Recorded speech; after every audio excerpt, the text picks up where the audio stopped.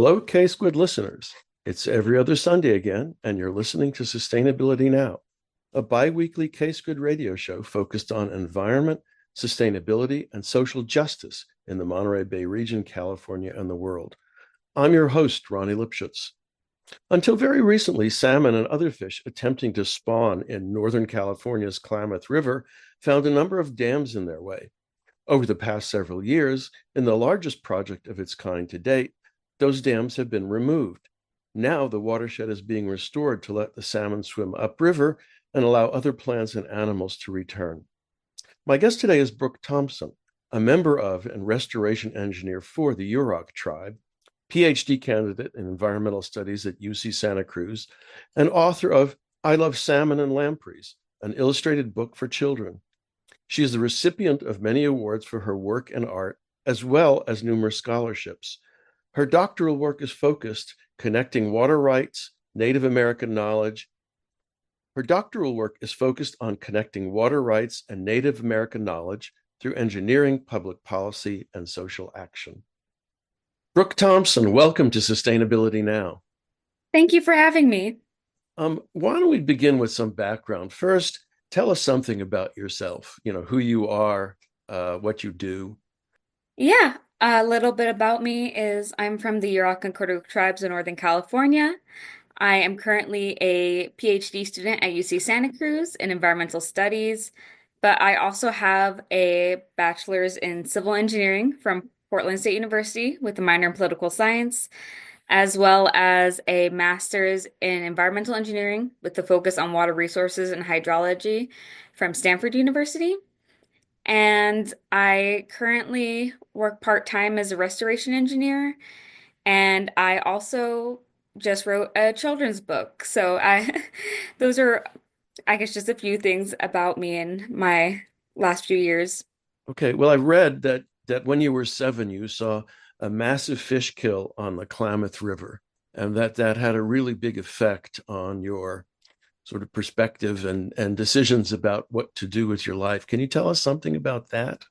Yeah, in 2002, I was 7 years old, and that is when I witnessed the largest fish kill in California history, where I saw over 60,000 salmon die on the Klamath River.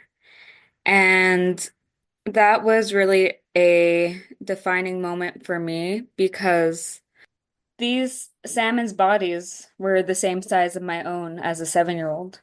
And the salmon were not only just a large food source for my family, a large way we made money. It's the only way I was able to afford school clothes growing up or school supplies.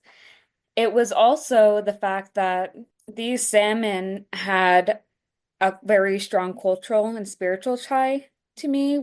The salmon that I saw dead and dying are salmon that are the great great great great grandkids of the salmon that my direct grandparents knew. Mm-hmm.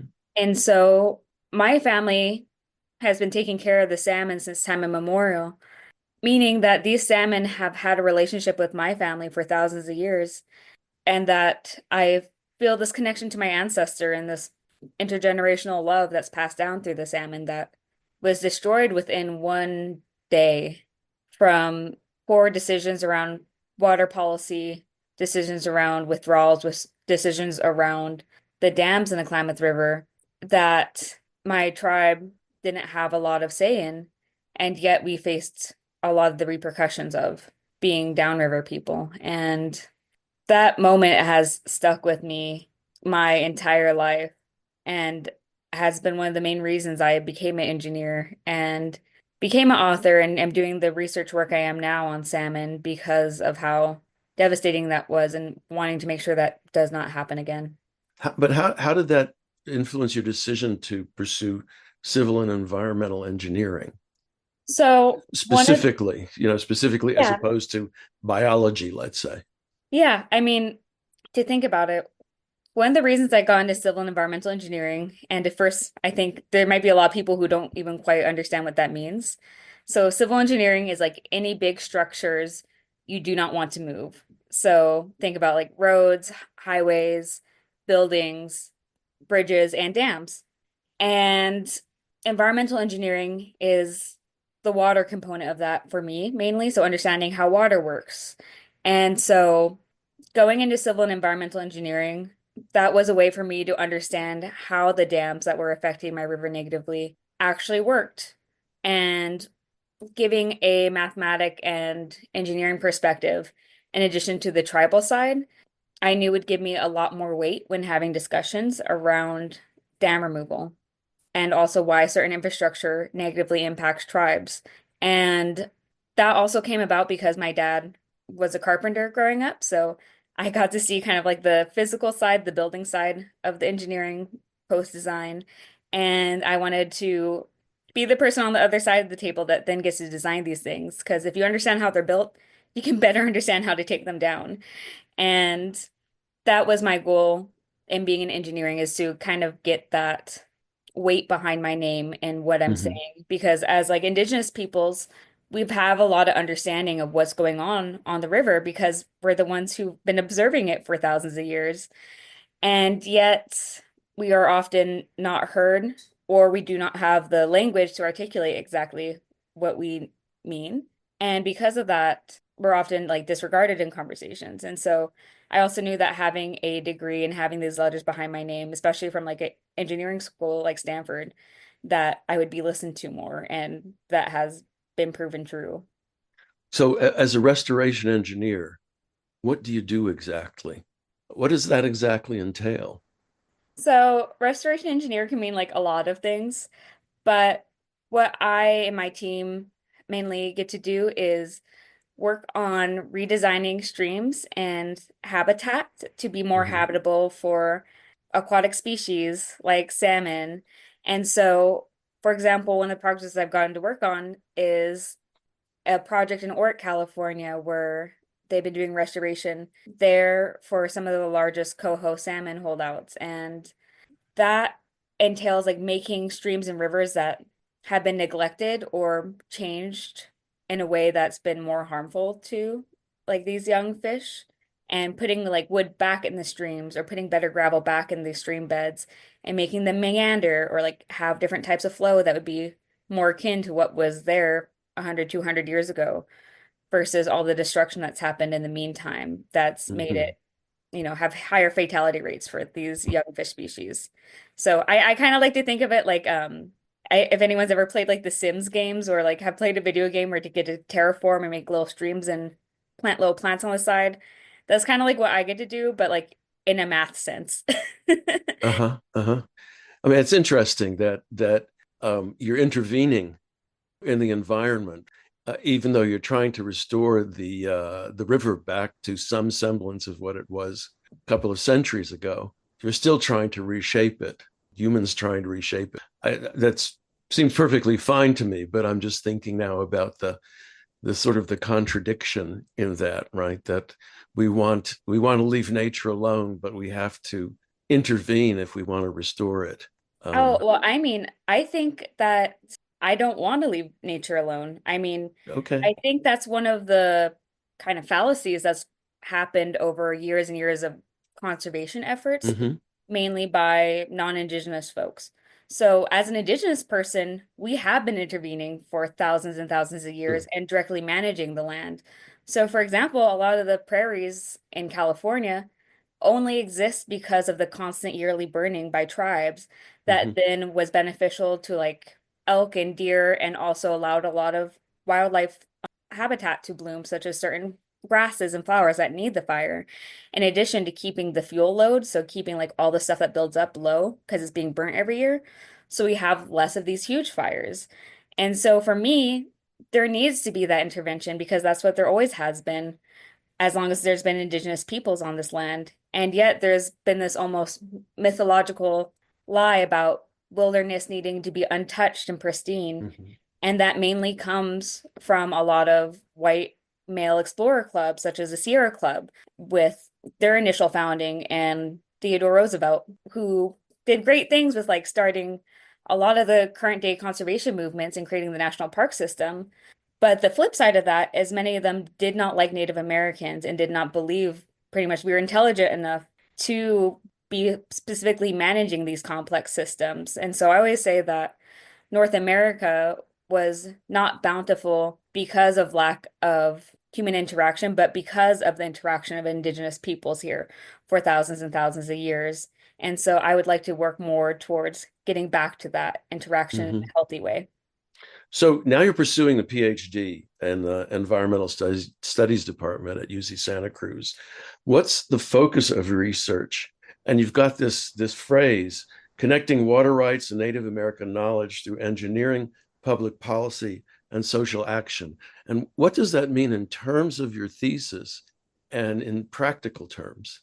Yeah. So for the environmental studies program, you have to have a natural science and a social science component and a Right. coastal science and policy component for my minor, which is really cool because it's super interdisciplinary and very different than engineering.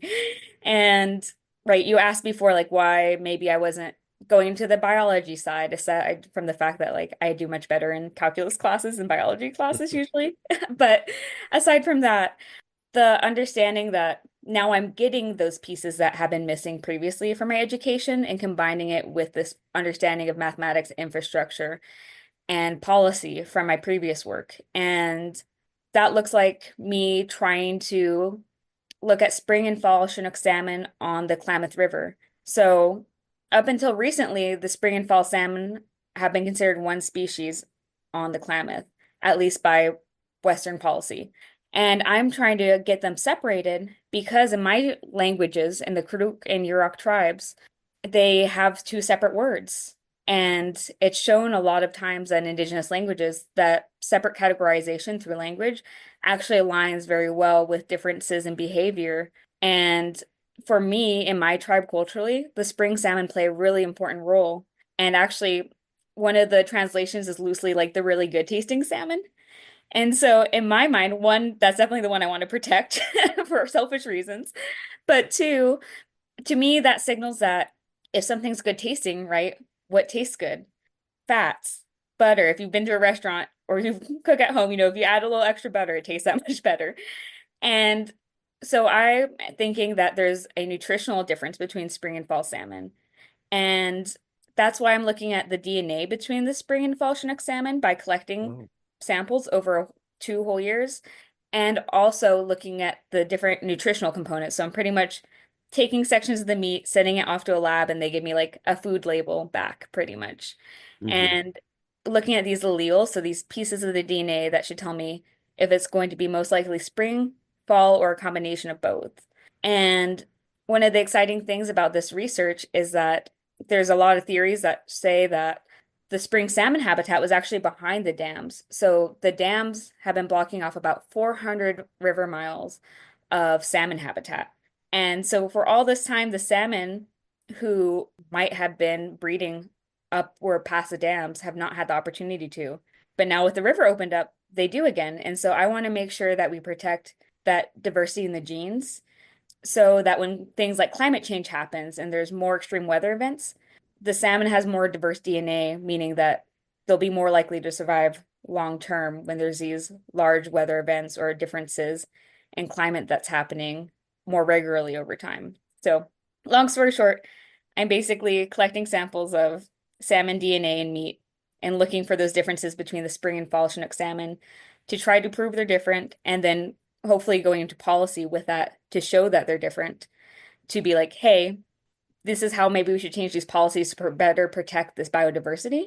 Hmm. And also to then do interviews with tribal members throughout the Klamath River Basin with my tribe, the Yurok tribe at least, and ask them about what they see the differences are, what their grandparents said the differences are between these two salmon, and catalog that and say, make this connection being like, hey, tribal members are saying these are the differences, such as, maybe the shape's different or the color's different. And then I'm also taking pictures of each of these fish and then going to compare them and try to make that connection between validating traditional ecological knowledge within the tribe and this more modern academic genotyping ability and nutritional analysis. Hmm. So Hmm. how they're related. You're listening to Sustainability Now. I'm your host, Ronnie Lipschitz, and my guest today is Brook Thompson, who is a restoration engineer for the Yurok tribe as well as a PhD candidate in environmental studies at UC Santa Cruz. And we've just been talking about what inspired her to go into civil and environmental engineering, and something about her research on salmon. And I'm actually a bit fascinated by the fact that you're doing this, I guess, physical and genetic testing of the two runs of salmon, the spring and the fall. And I don't know if all of our listeners know about salmon and their spawning. Maybe you can tell us a little bit about how salmon behave and why there's a spring run and a fall run. Yeah, I think that's a great idea. I grew up with it so much I forget that people might not even know. So, at its most basic, Chinook salmon in the Klamath River and most salmon, they grow up in these streams throughout the river. And then when they get a little bit older, they make their way out to the ocean about 1 years old. And then they really cool because, right, they're freshwater fish that then transform into saltwater fish, where they live in the ocean for about 2 to 7 years, with the trend because of a lack of food in the ocean being younger recently. But, after a few years, the salmon come back to the same river and they use their sense of smell to actually go all the way back to the very stream they were born in to then breed and have their eggs and kids. And that is super cool to me because, one, that's like the equivalent of you being born in like your childhood home as a baby, your family moving to another city, say like you're born in Santa Cruz, your family moves to, like, let's say Portland. And then just with your sense of smell after living in Portland for, 2 to 7 years, you walk all the way home just with your sense of smell back to the same house you're born in. Like that's a pretty amazing feat. And Mm-hmm. also changing from freshwater to saltwater back to freshwater. But the thing I'm looking at is the time they're coming back. Right. So the salmon season can be all the way from as early, even this would be really early, but as early as February through November. And with different runs happening, right? It's not like evenly throughout the entire time. There'll be Mm-hmm. different pushes depending on when the salmon feel like it's best to come back.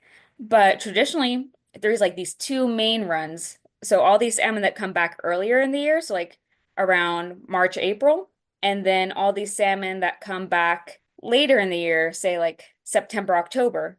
And my understanding is like historically these would be very separate. Mm-hmm. But because of fishing practices, because of habitat destruction, because of how our hatcheries have been working and focusing on fall salmon and removal of barriers in the river that were blocking these two runs physically, they have dwindled in size. So the spring run used to be the biggest run in the Klamath, and now it's the smaller run.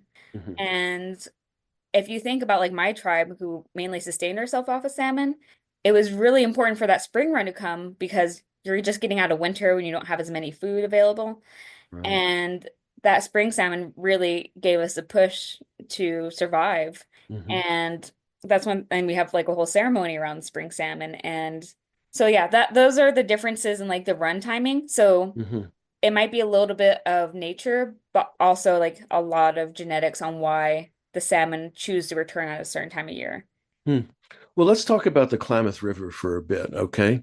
Where does it run exactly, and what's its historical importance for the Yurok, Karuk, and other tribes in the region? Oh, well, I mean, so the Klamath River starts in Klamath, California, which is where I lived for a very Mm-hmm. long time, where my reservation is. So it's about 2 hours south, or even just like an hour and a half south of the Oregon border, right on the coastline, surrounded by redwood forests, sandy and rocky beaches, and mountains, and in this pretty remote area that I grew up in. And then it runs all the way up through Oregon and it ends Mm-hmm. in Klamath Lake in southern Oregon. Right. And with that, you ask what the river, I guess, means to my tribe. So to give like a just a In hint, addition to the fishing, right? I mean, I'm assuming there's much more cultural significance to the river yeah. than just that. So, So I mean the river is kind of everything. Like even the Yurok and Karuk names, like my tribe's names, translate to upriver people and downriver people. huh. And so, like, if that says it gives you a hint of how important the river is to us, that's a little bit of it. But I mean, like, right, it's not only like a practical thing in the sense that that's where a lot of our food come from. I see the river as like a grocery store growing up, where that's where I got salmon, lamprey, sturgeon, seaweed. There's just like so much food you can get from the river, mussels, that it's a grocery store. It's also a highway because all our villages are along the river. And because it's really mountainous, that's how you get from village to village is through canoe. Hmm. And so it's our highway, it's our grocery store. It's also a spiritual being. So Hmm. there's a spiritual importance. And actually, the tribe a few years ago gave legal recognition of the Klamath River to have personhood so we can sue on behalf of the river if needed. And yeah, so for me, the river is also kind of like a family member. Like it's my past, present, and future because kind of like I said with the salmon, to me, the river is the closest thing I can get to a time machine where if I take care of these salmon, I can send that love and care into the future for like my future Hmm. great grandchildren who will then have the opportunity to have the salmon. So also a time Hmm. machine. So there were four dams on the river, right? Or are there more than four There were dams? 6 dams with Six four being dams. removed. And when were they installed and for what purpose? So the lower 4 dams were installed specifically for hydropower production, and meaning that they were using it to have turbines to create electricity. And the dams have been around, built between like around 100 years ago, and the last one being finished in 1962.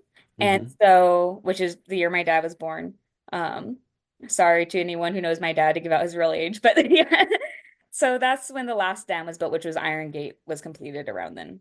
And who owned the dams and who got the electricity? So the dams went through a few different hands of ownership throughout the years, but the last owners before they were turned over was Pacific Core and Pacific Power, who is a subsidiary of Berkshire Hathaway. And the surrounding area got the power. But one of the things about dams and hydropower is that when you have dams, what creates the power is the change in height and the flow. So when a dam is there, it blocks all the sediment, so all the soil and stuff from going downstream that it normally would. And because of that, over time, that piles up and the dams become less efficient. So the dams, the longer they were in there, the less power they're actually generating over time. You mentioned Berkshire Hathaway, the shirt people, right? The what's his name who owns Yeah, Warren Buffett, yeah, well right? the Warren Buffett guy, yeah. But I always think of Berkshire Hathaway as shirts. So it's interesting that They they, own a lot of things. yeah, I know. And how did the dams then? I mean, it's obvious that they obstructed upriver spawning, but more broadly, what were the impacts of the dams on salmon and lampreys and other fish, and on the traditions, the practices of the people living along the river? I'll just have time to go into a little bit of it, but basically, like you said, it blocks the salmon passage from breeding behind the dams. And there's other species that go up and down the river too, such as lamprey, who also weren't able to get up that far.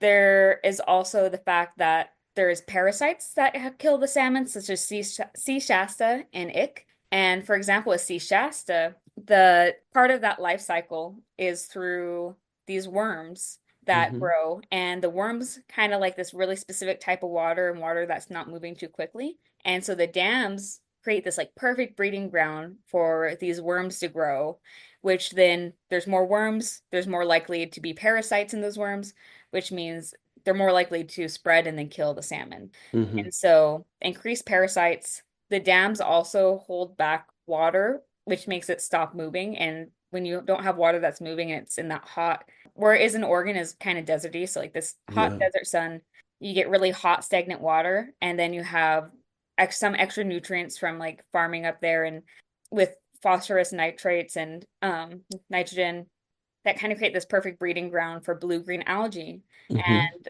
a lot of this algae had toxic blue-green algae with it or mixed in with other types of algae. And this toxic blue-green algae made it so when the dams were open and water was released downstream, all this toxic algae would go with it and make it so that the water was pretty much unswimmable. So I used to grow up swimming in the river all the time. And then as I got older, there was all these signs posted along the river saying you can't touch the water, and if you do, you're supposed to wash your hands, and you can't let dogs drink the water or your kids near it because it might be so harmful they might die. And I've known multiple tribal members to be hospitalized because of contact with this toxic blue-green algae blooms in the water that were made much, much worse than they were historically because of the dams.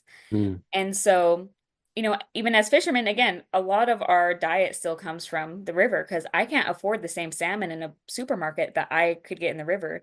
right. When the fishing was good, we were selling our salmon to middlemen for like $5 a pound. And in my dad's generation, it was even less, like $1 a pound. And now, like even back then, when we were still getting a lot of salmon, I saw the same salmon that I sold, as in like the same middlemen selling to places in Portland, Oregon, like Zupan's grocery store, selling for like $35 a pound. I could never afford to eat that salmon. And so we talked about like the hot water. Also, when that water gets warmer too, it holds less dissolved oxygen, which is what the fish breathe. And so the fact that there's less dissolved oxygen makes it more difficult for the salmon, which stresses them out. And if they're stressed out, they're more likely to get diseases. And it's just like this all intertangled web of multiple ways that having the dams stress out the fish and can be harmful to people. Because also, oh, what I was saying is like we still need to get the fish from the river. So even then, like we still have to expose ourselves to that toxic blue-green algae. So like even my dad would get these rashes on his arms from Hmm. touching the water, and it's just something we had to live with. Tell me, Same as with everything. were there fish ladders around No, the there were no dams? fish ladders on the dam. So there are no fish ladders, so the salmon could not get up into the upper lakes, right? Into the Yes. lakes behind the dams. So they were basically restricted to the stretch of the river below the lowest dam, right? The one closest to the ocean. But did the water then, was the water draining, through the turbine? Yeah. Is that what they were exposed to and you were exposed to?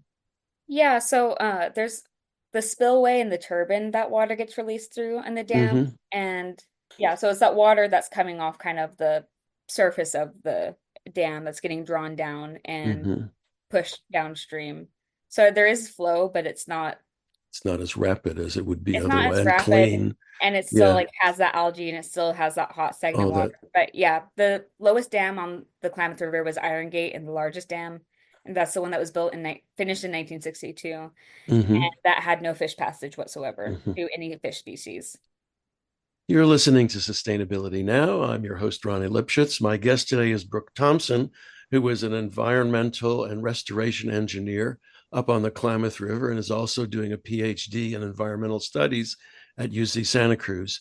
And she is author of a children's book, I Love Salmon and Lampreys, which we will talk about in a bit. But right now, we're trying to understand or talk about the spawning of the salmon in the lower part of the Klamath River. So the salmon were only swimming up as far as the as Iron Gate, right? But they were still spawning. Were they able to spawn under these kinds of conditions, or what was happening exactly? So they've been able to spawn, but a lot of the population has been artificially supplemented through hatcheries Uh-huh. along the Trinity and up the Klamath River.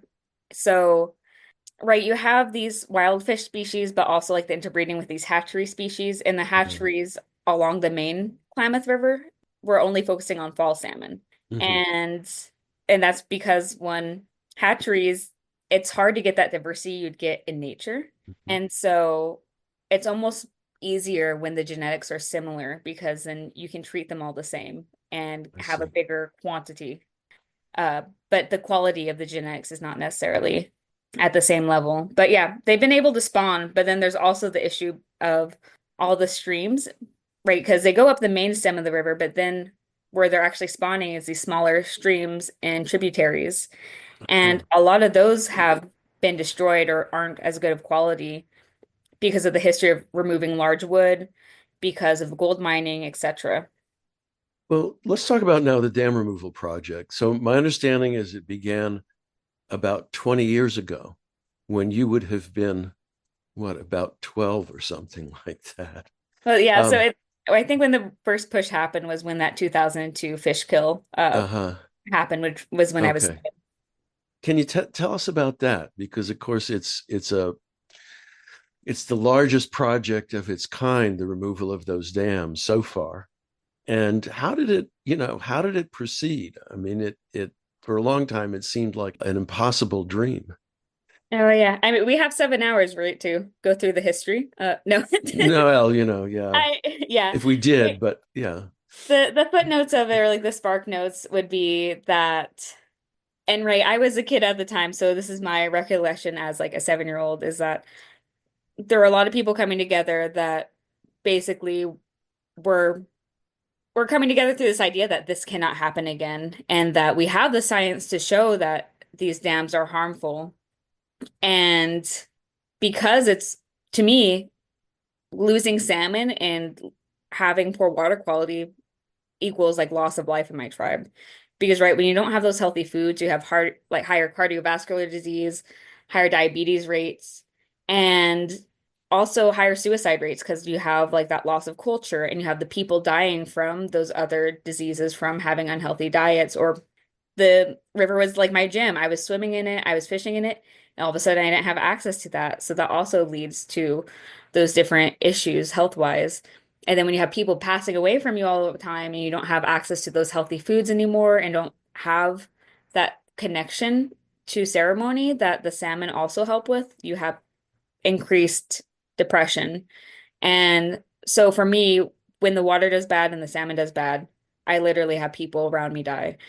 And having those kind of stakes where I don't think everyone else realized how impactful losing the salmon was for us and still is, that people came together and were trying to just figure out all these different ways that they could go about getting the dams removed, whether that be through protests, through rallies, through meetings, through policy, through lawsuits.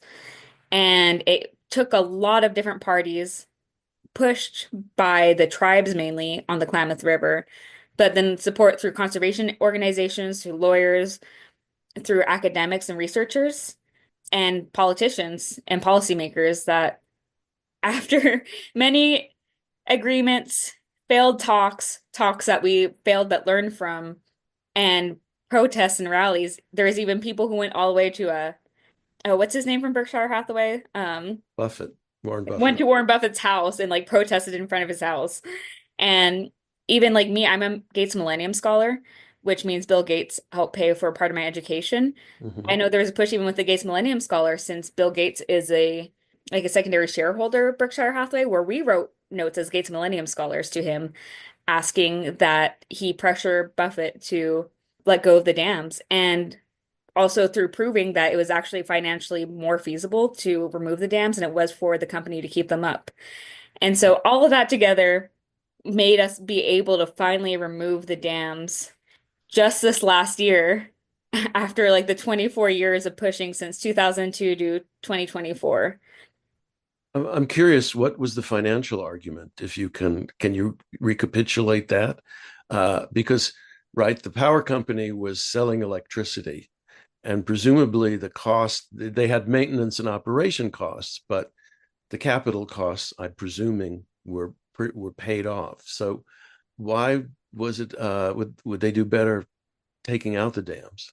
Yeah, so I'm going to put a little asterisk here just because I'm not a financial person. I don't have all the details, but my understanding with the financial aspect is that the renewal of the license of the dams would have been one of the major components why it was more expensive to keep them in versus remove them. And part of that might have been to install a fish ladder, which would have been incredibly expensive in addition to what you were saying about like maintenance, upkeep, and the fact how I said earlier that over time the dams produce less and less hydropower and electricity, and that altogether wasn't making sense with what they were actually making from the Hmm. electricity.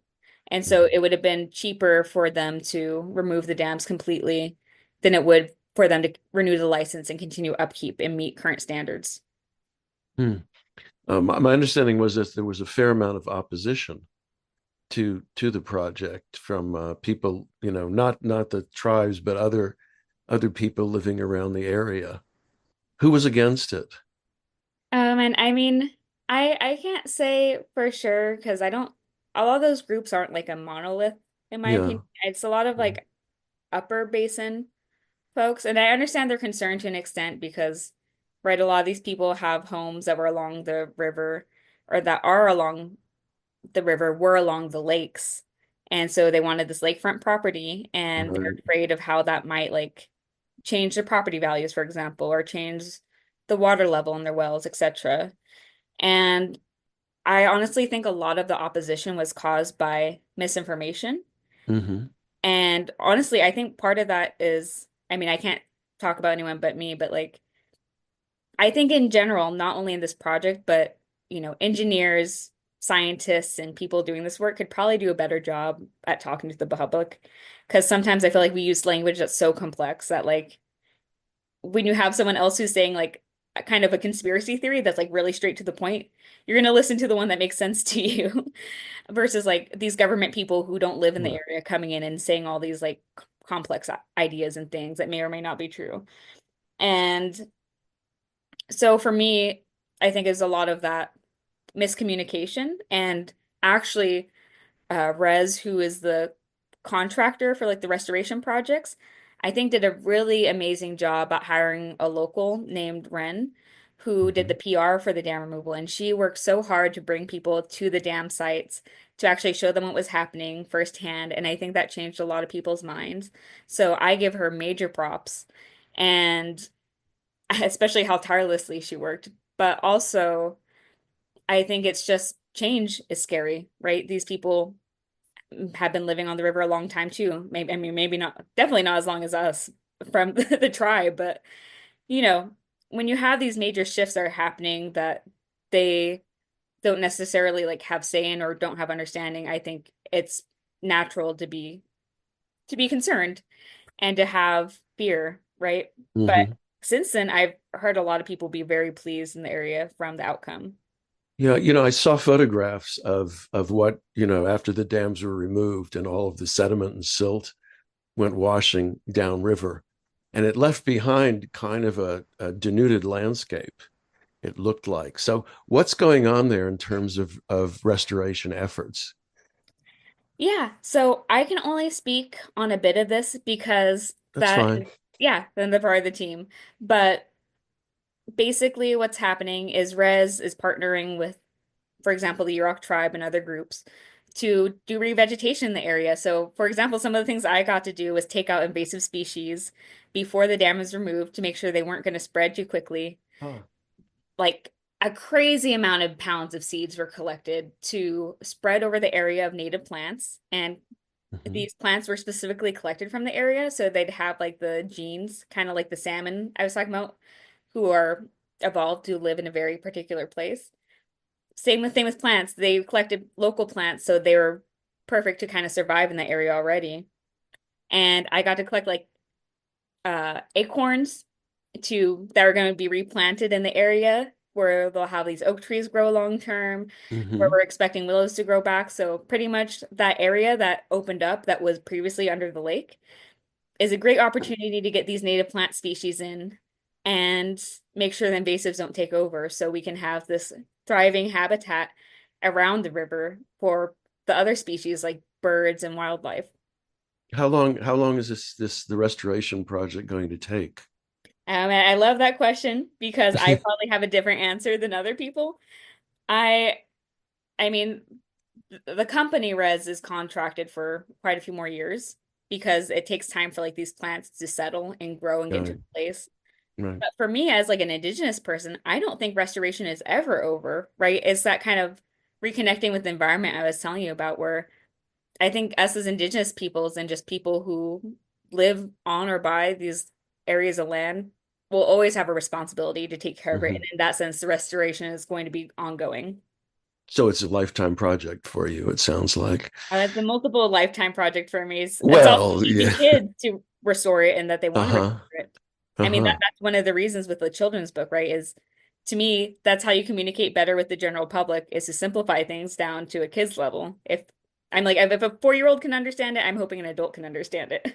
Yeah, well, it's like the old Groucho Marx joke. You know who Groucho Marx was? I don't. You don't know. Well, there's a line from one of his films in which he says, this is so simple, a 4-year-old could understand it.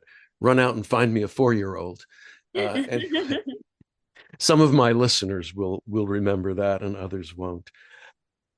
You're listening to Sustainability Now. I'm your host, Johnny Lipschitz. My guest today is Brook Thompson, who is a member of the Yurok tribe and a restoration engineer for the tribe on the Klamath River, from where 4 dams were recently removed, and the stream, the riverbanks are now being restored. The river and the riverbanks are now being restored to accommodate native wildlife, including salmon that swim up the river to spawn.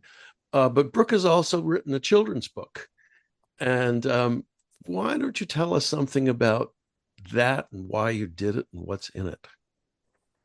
Yeah, so I wrote a children's book called I Love Salmon and Lampreys, and it's basically my life story on growing up on the Klamath River, seeing the salmon die in 2002, what dams are, why they were harmful to the salmon, and how we got from there through protesting and through working together to having the dams removed. And the book's age is for about 4 to 10 year olds.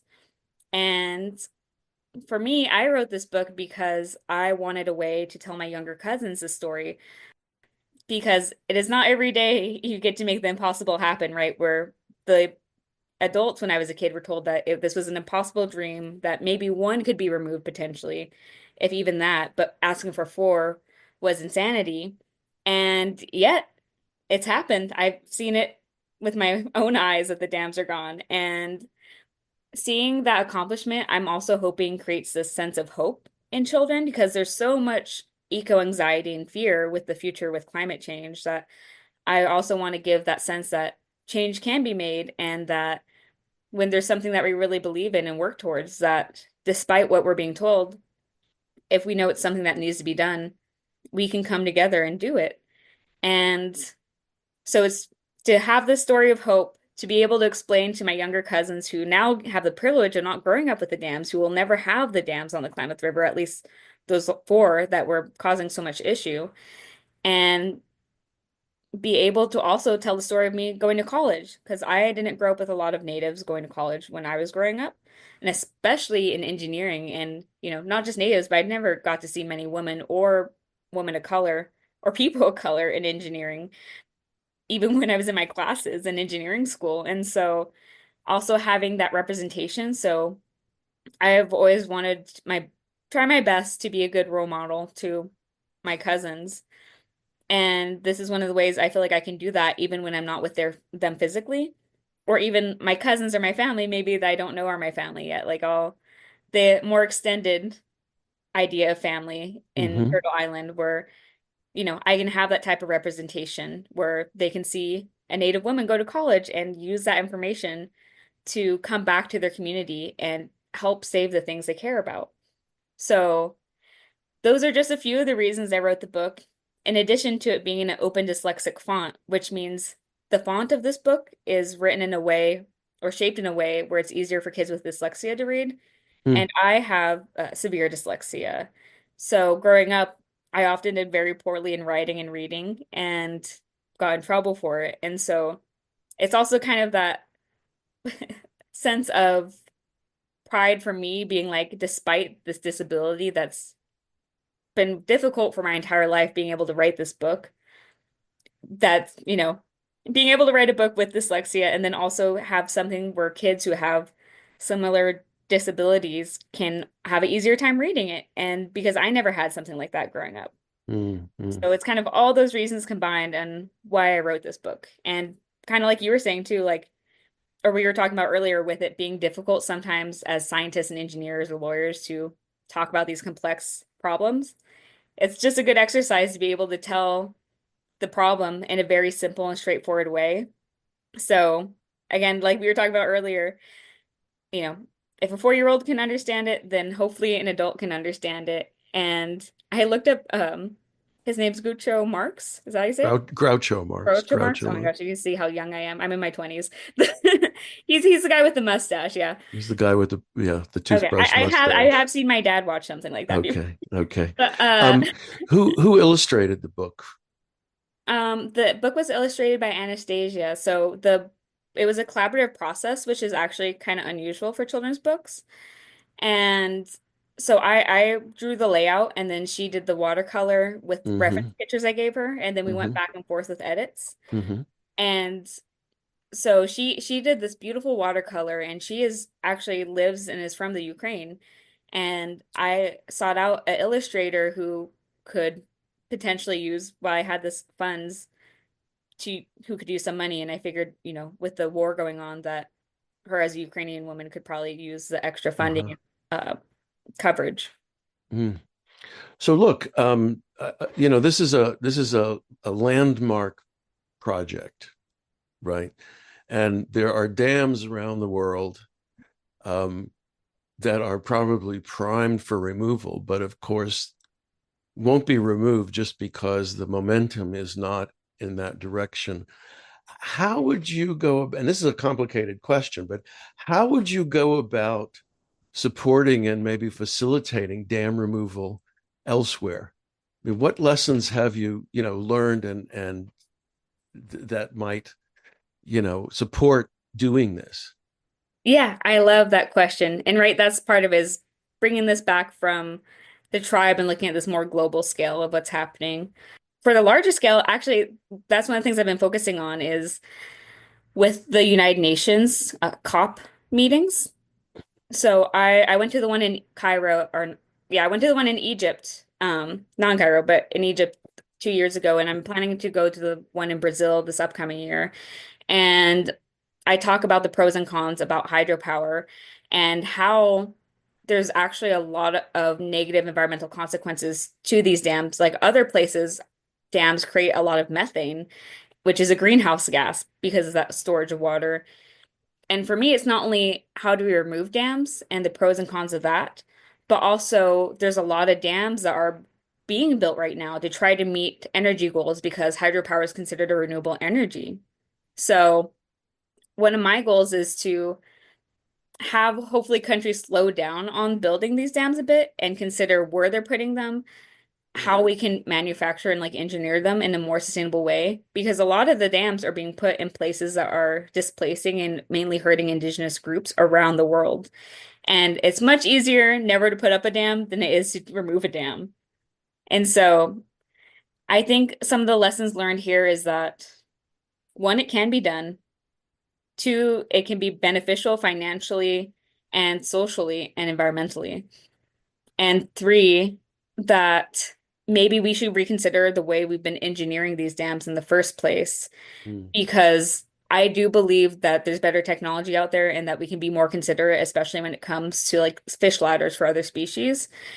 And honestly, if I were to change the world of engineering and dams, I would say that we should be considering how to remove the dams when we design how to build them. Because dams, they have a long design life, meaning they have a long lifespan, but it's not forever. Like dams are designed to last about 80 to 150 years, and it has to be removed at some point. Dams cannot be in the places they are infinitely. And so I really think that we should be considerate to future generations and thinking about how we're removing them sustainably in the future before we build them in the first place. Mm. Well, that's an interesting point. Are there any other projects, to dam removal projects that you know of going on around the world? Oh yeah, gosh, I having trouble thinking of them off the top of my head, but I know some other tribal groups and dams they would potentially like to see removed is, for example, Bonneville Dam, which was an area that was taken from tribes in Oregon, Northern Oregon, during World War II, where they were This is on promised, the Columbia, right? yeah, where they Yeah. were promised their fishing spots forever as part of their treaties, and it was taken from them.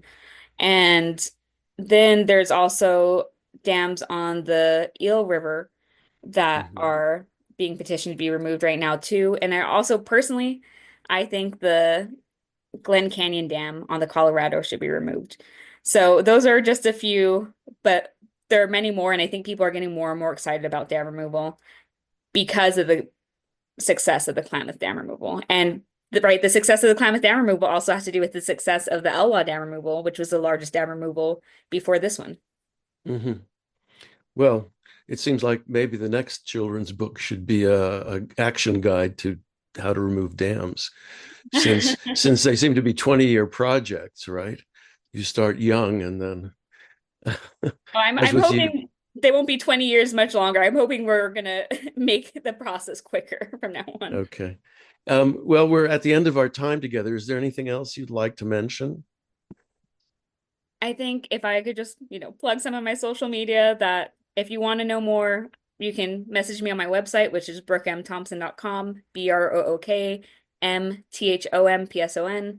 I have an Instagram, TikTok, Blue Sky, all the good things. And yeah, please check out my children's book because buying that book also helps support me and my research. And just that, I can only speak for my own experience, not my other tribal members' experience, and that there is hope out there. There is a lot of people doing good work to protect the environment, and I know it's easier to focus on some of the scary things happening in the world than it is the positive, but that I'm out here celebrating the dam removal and that my tribe and all these people did them possible, and I just want to pay my respects to all of them because I played a very small part compared to everyone who came together to make this a possibility, and that I'm nothing without my community. So thank you to everyone.